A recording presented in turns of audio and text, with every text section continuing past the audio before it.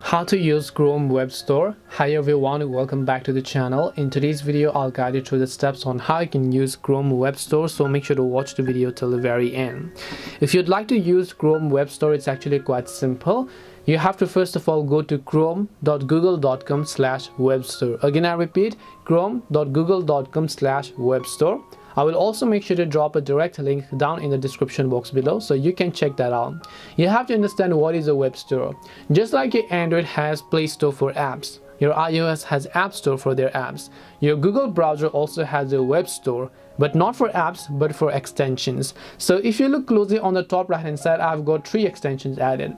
One is the AdBlock extension. This extension is installed from Chrome Web Store so that I can block any of the ads coming from the internet. The other extension is the IDM module, which is Internet Download Manager. There are also some of the other extensions such as Grammarly and so on that I've added to my Chrome browser so that if I'm doing anything, it can autocorrect me.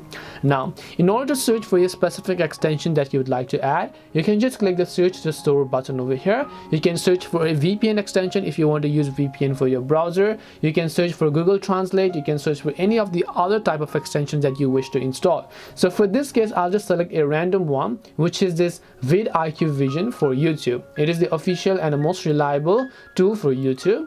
And if I want to add this extension, I can click the add to Chrome option here, and then it will give me this little pop-up where I have to click on add extension. Then it will finish adding up the extension to my browser.